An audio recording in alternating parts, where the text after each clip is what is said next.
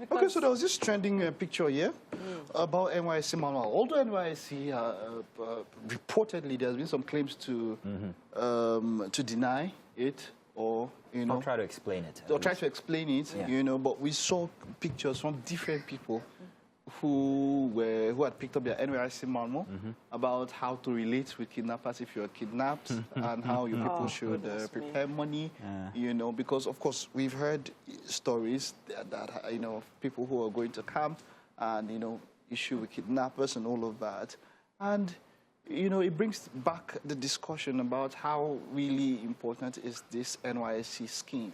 There was a discussion that was official at one point about scrapping it all together. And then people said, no, it was good, and all discussions or arguments for and against, and all of that. A bit of detail, however, the manual, if this was actually true, said that if you happen to be kidnapped, that you should relate in a friendly manner, in a friendly way with your captors, and also that you should call your parents or whoever it is, your family rather, and ask them to produce monies.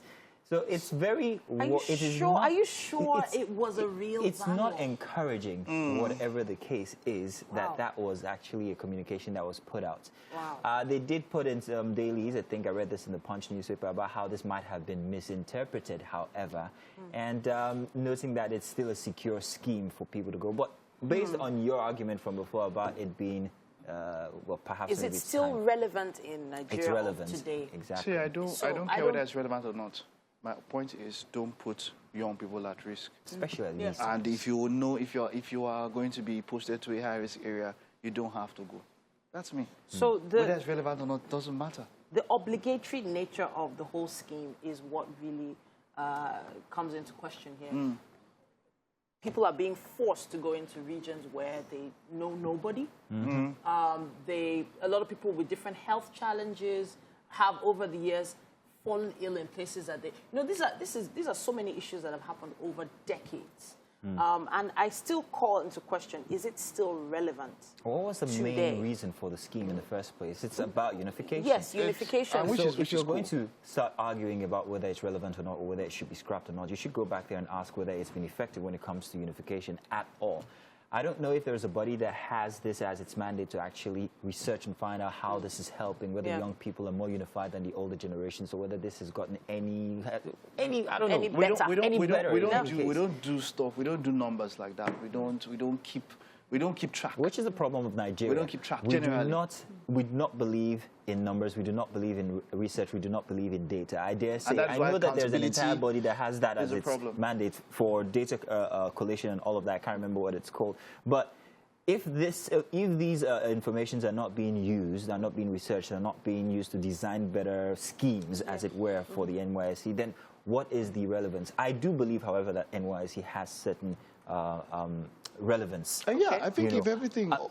I dare say that it's very, very instrumental when it comes to knowing your country, knowing Nigeria. Understanding the country. I do not understand when people are posted to places and then they have to, what's the word? They call it redeploy to other parts of the country which are convenient for them. I feel like... I do understand that there are health reasons and other reasons. But there are other ways to do that. That's why you have federal universities.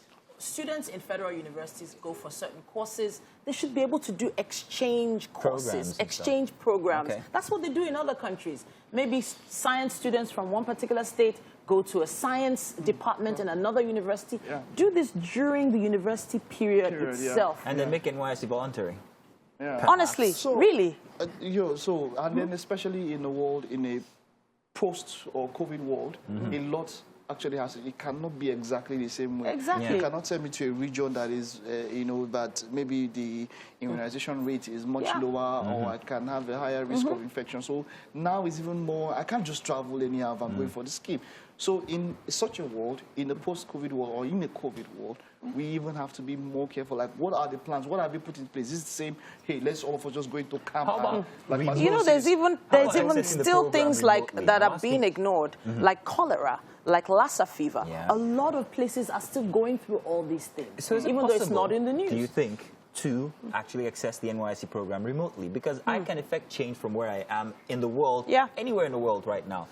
simply by logging on to some, platform or meeting so platform. Is it possible to have the NYSC run in a way where you can still do that, effect change from wherever you might be?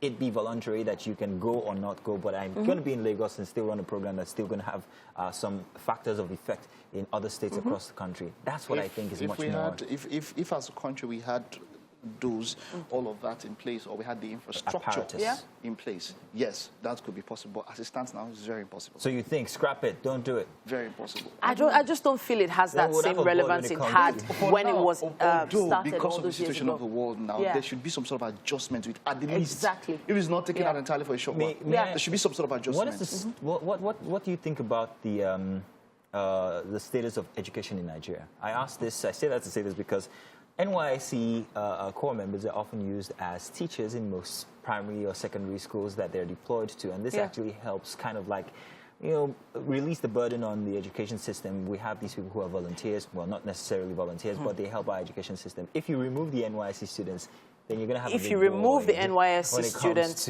you'll have people who are not being forced to teach young people. These NYSC candidates are going to these places because they do not have a choice. Not everybody can teach.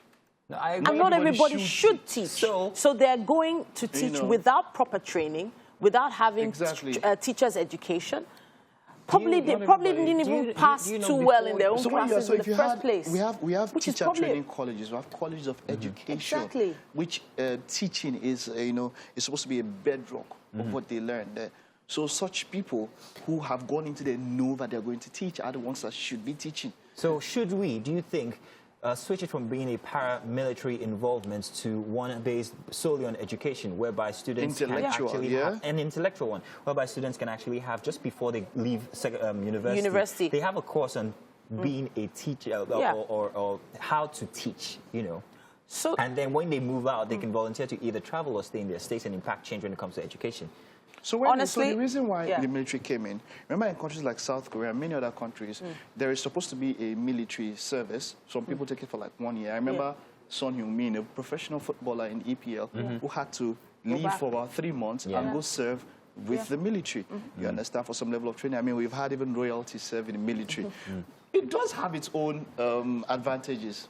It has its own pros or cons, But I think I like the idea of intellectual and military. It does make some sense. Okay. At this point, this is where we throw the question to you out there. What do you think? Do you feel like the NYSC scheme should be scrapped or we should keep it?